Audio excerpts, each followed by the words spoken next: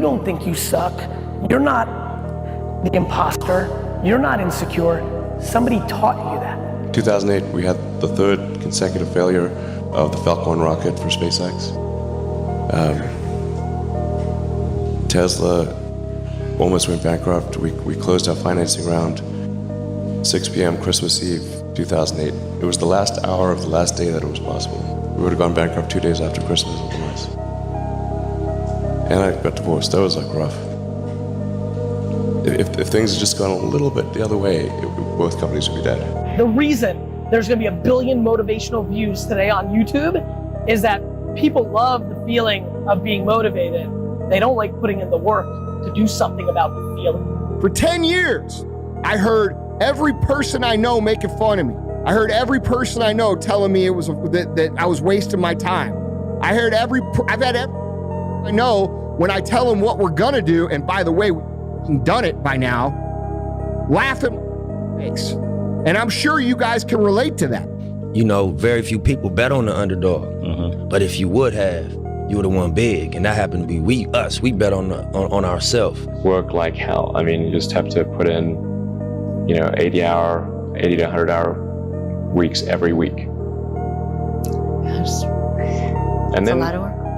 all those things improve the odds of success. I found that nothing in life is worthwhile unless you take risks. Nothing.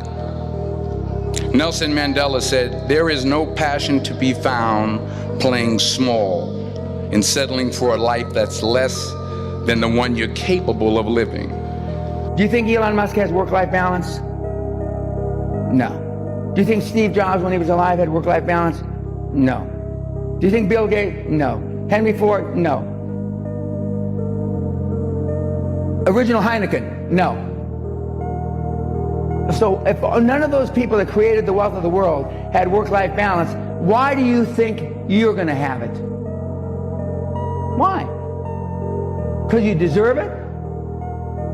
I don't think so. You deserve what you get in life by working hard.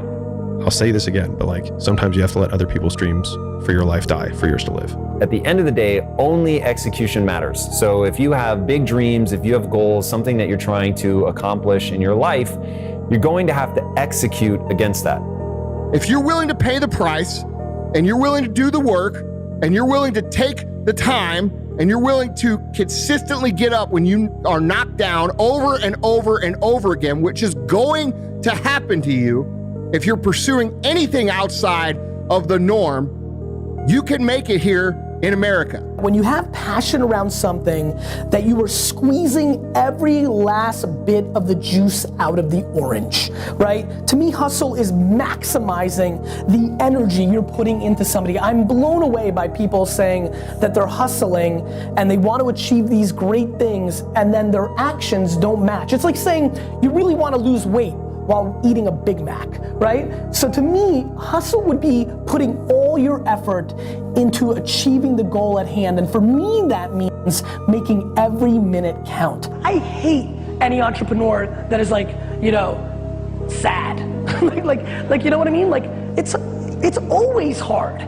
It's always gonna be hard. It's hard when it's a bubble because everything's $150,000 for a $40,000 worker, right? It's hard when it blows because there's no money and nobody's buying and nobody's believing. It's always hard. Sometimes you have to let other people's dreams for your life die for yours to live. And for me, it was when I continued to every day not want to wake up, that was my wake up call, where I was like, either I continue to live this way and not want to be alive, or I just risk the fact that I'll die to everybody else. And I think that it was the hardest decision of my entire life, by far. All the hard stuff we went through, still the hardest decision of my life. Fall forward. Hey guys, right now I'm doing a simple makeup look, and now I'm just going to curl my... This is what I mean.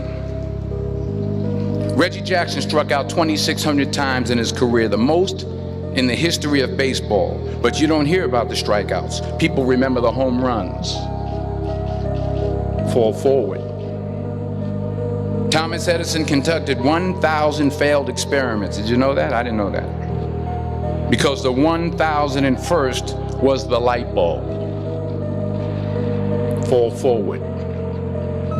Every failed experiment is one step closer to success. My truth in my experience has been I have to jump higher, I have to show up earlier, I have to be the first person to turn off the light and the last person to turn off the light. I have to make sure that every number is correct and every T is crossed and every die is dotted. The way that I show up is by being consistent, so consistent that people cannot doubt your capacity to succeed. You have to work harder than the average person, and if you accept those terms, you cannot complain about those terms. I have only known success on the back of consistency. Do I think you could be a success without being consistent? Perhaps, if you have other resources and tools that I was never given, but coming from where I am, my perspective has only been consistency, and the discipline has been everything that I have ever gotten on the back of doing it again and again and again. It is what I teach, it is what I preach, it is what I believe. Play it out. What if you just never do anything? Maybe some people just need to stop dreaming. Maybe they need to accept their current reality and actually enjoy it. Because there's a lot of people when they're 70 and 80 and they didn't do their dreams. And if they went back, they didn't do anything, but that whole time they were dissatisfied because they didn't try. But what if they were just like, I have a good life. I have a wife who loves me. I've got some kids. I have a job that I don't mind it, pays the bills. I mean, if you go back 500 years, it wasn't people were like, man, this is my passion. It's like, dude, I'm just rowing a boat across a ferry, and that's what I do. And that's what my dad did and his dad did. This is how we eat. And so we have these idealized versions of purpose that I think Instagram and all this stuff kind of make terrible. But I think there's a lot of honor in work, period. And I think a lot of people fool themselves by thinking that what they do for some reason is not honorable. And I think a lot of it is the internal versus external scorecard of I was saying what I said earlier about I believe these things to be true about the universe or the world. But a lot of those are what do I believe about myself? Which is I can choose to do work in this way, which then I can derive joy from. So if I'm I can choose to be I will be the best shoveler because I believe that I will figure out how to do this more efficiently, and I will get better, and I'll have calluses on my hands, and I'll have a better back and whatever. But I will do this well. And I think you can find joy in work if you decide to do it well. So on one hand, if your dream causes you so much pain, then you will quit what you're doing and do it. And if it doesn't cause you enough pain that you're not pursuing it, or that you don't if you don't feel like you're in a cage right now, then maybe you're not in a cage, and maybe you just need to like the life you have, and that's cool too. But do you have the guts to fail? Here's my second point about failure. If you don't fail, you're not even trying. I'll say it again. If you don't fail, you're not even trying. My wife told me this great expression.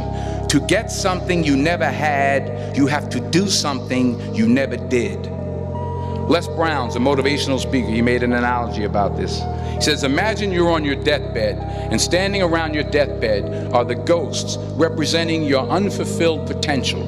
The ghost of the ideas you never acted on. The ghost of the talents you didn't use. And they're standing around your bed, angry, disappointed, and upset. They say, we came to you because you could have brought us to life, they say. And now we have to go to the grave together. So I ask you today,